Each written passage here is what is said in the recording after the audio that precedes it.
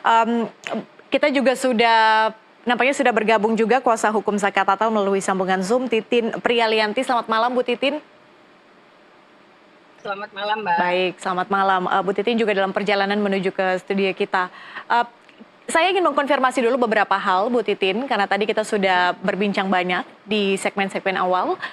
Ada dua hal yang ingin saya konfirmasi. Yang pertama adalah apakah benar pada saat pemeriksaan para terpidana di tahun 2016 saat itu tidak didampingi pengacara.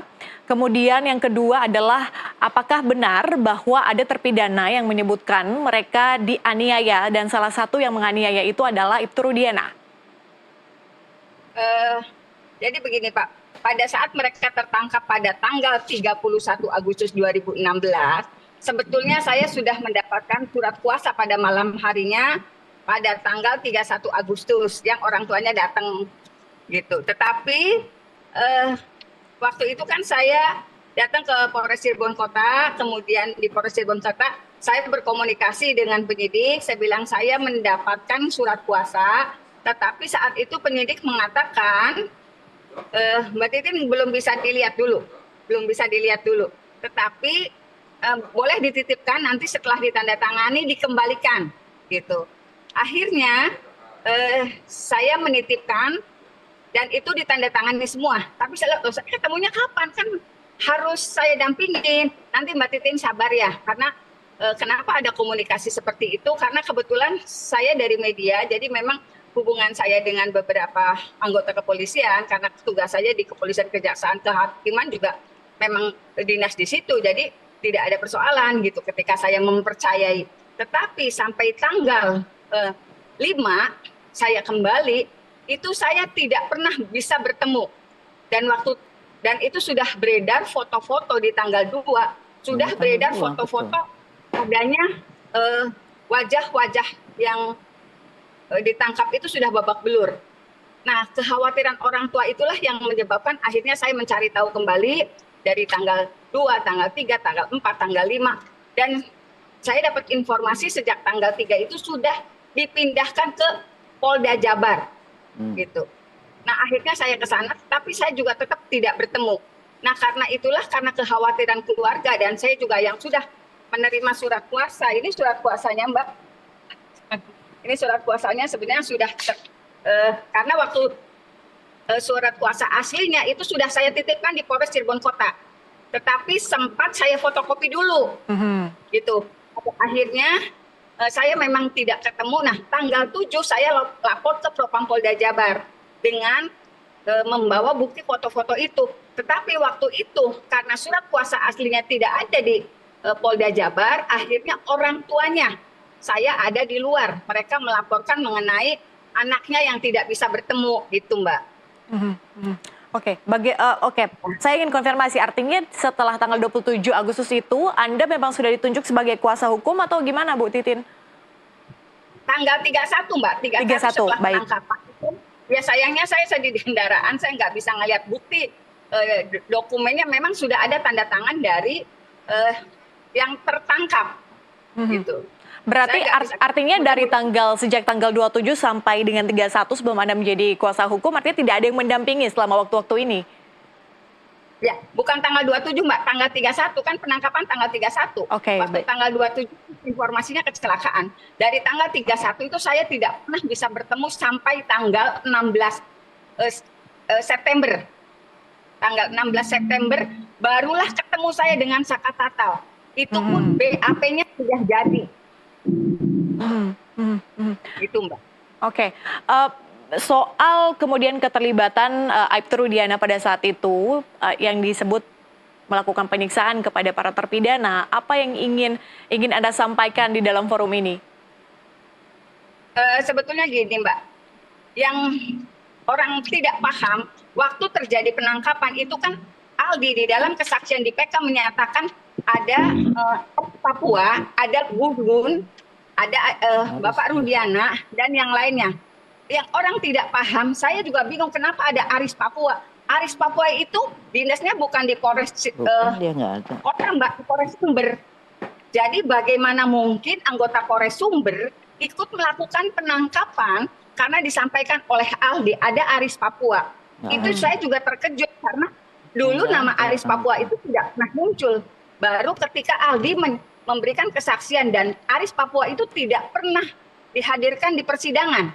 Karena yang dihadirkan di persidangan yang melakukan penangkapan itu Gun-Gun, Dodi, ada beberapa nama saya khawatir salah menyebutkan, tetapi itu di dalam berkas. Tiba-tiba muncul nama Aris Papua yang dilakukan penganiayaan pada saat penangkapan, itu anggota Polres Sumber, Mbak, bukan anggota Polres Kota Cirebon. Jadi saya meyakini penganiayaan itu memang terjadi dan penyiksaannya luar biasa. Karena kemarin juga saya ketemu dengan Sudirman, dia menyatakan ditembak di punggungnya itu dan moncongnya itu ditempelkan ke badan dia.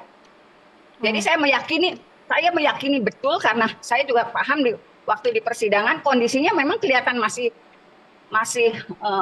ada bekasnya. Jadi saya meyakini 2016 itu penuh penyiksaan, saya meyakini betul, Mbak. Oke, Anda meyakini ada penyiksaan, di sisi lain Bu Elsa meyakini bahwa tidak ada penyiksaan pada malam hari itu. Yang ada adalah keterlibatan para tahanan lain ya, terkait dengan foto-foto atau video yang beredar. Saya ingin minta pendapat dulu dari Mas Reza. Mas Reza tentu mendengarkan, kemudian meneliti bagaimana statement atau pernyataan-pernyataan ini. Kita tidak bisa menyimpulkan mana yang benar dan mana yang salah. Kemudian Anda juga menyampaikan bahwa dari Bu Titin ada cerita penyiksaan dan ini kemudian diafirmasi lagi oleh Bu Titin, tapi di sisi lain Bu Elsa juga bilang tidak ada penyiksaan. Apa yang ingin Anda komentari? Kapolri Jenderal Listio Sigit sudah mengatakan bahwa peristiwa Cirebon ini harus diurai hingga tuntas dan transparan.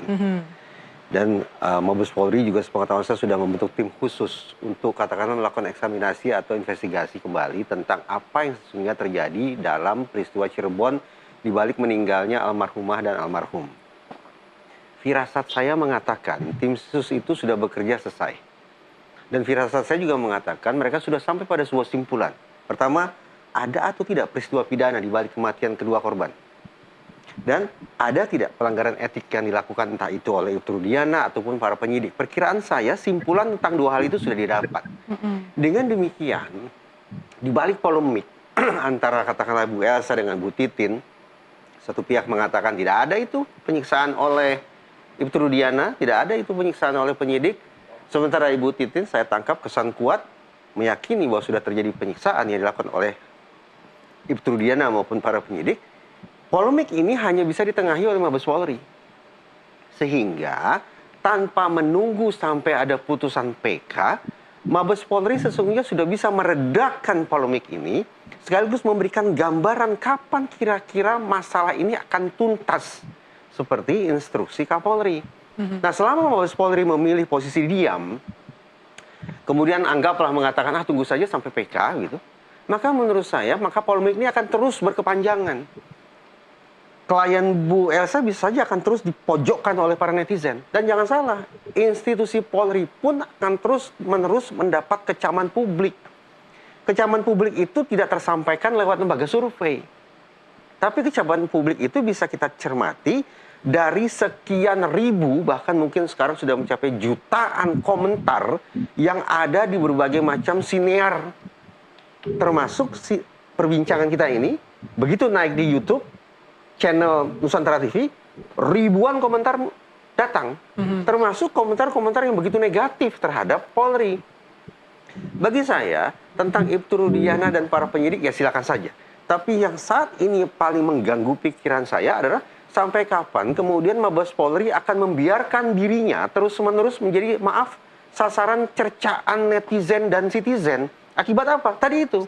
Akibat Mabes Polri sendiri yang sepertinya tidak sungguh-sungguh melaksanakan perintah Kapolri agar peristiwa Cirebon diselesaikan hingga tuntas dan transparan. Tuntasnya kapan? Entah di mana ufuknya. Tapi paling tidak yang kita harapkan saat ini adalah transparansi. Termasuk transparansi terkait dua simpulan tadi. Ada atau tidak peristiwa pidana di balik meninggalnya almarhum dan almarhumah. Plus ada atau tidak pelanggaran etik yang dilakukan oleh Ibtu Rudiana dan para penyidik 2016. Saya tidak tahu apakah penyidik 2024 juga ditelisik kembali atau tidak. Itu dia. Oke. Apa kemudian hukuman yang menanti ketika... Iya. Sudah langsung terjawab. Apakah ini hanya sampai di pada pelanggaran kode etik? Memang yang paling dekat di mata adalah ketika personil melakukan penyiksaan selama pemeriksaan, itu jelas-jelas melanggar kode etik profesi Polri. Itu tercantum eksplisit di dalam kode etik tersebut. Nah, tinggal lagi apakah kemudian misalnya nih penasihat hukum para terpidana juga akan meminta pertanggungjawaban pidana, misalnya terhadap Ibu Rudiana dan para penyidik, yaitu dikembalikan kepada mereka. Walaupun menurut saya, kalau kita sungguh-sungguh ingin taat pada konvensi anti penyiksaan, maka sesungguhnya Mabes Polri sekali lagi patut memberikan perhatian ekstra terhadap isu perbincangan kita pada petang hari ini. Karena kalau, sekali lagi, kalau menunggu sampai ada putusan PK atau putusan-putusan pada perkara lainnya yang mengatakan bahwa sudah terjadi penyiksaan yang dilakukan oleh si A, si B, si C, si D yang notabene adalah personil penegakan hukum, itu memalukan menurut saya. Akan lebih baik sekiranya gestur positifnya dikirim sejak sekarang. Mengatakan bahwa seandainya ya, saya berandai-andai ini, benar sudah terjadi penyiksaan terhadap para tersangka yang dilakukan oleh personil A, personil B, personil C, dan seterusnya, dan seterusnya. Betapapun itu akan membuat kita tercengang, tapi selanjutnya mudah-mudahan publik akan bisa menangkap ini loh, cara Mabes Polri mengoreksi kerja mereka, sesungguhnya bukan kerja Mabes Polri ya, kerja Polda Jabar yang sudah berlangsung pada tahun 2016, 2017, dan juga mungkin 2024. Oke.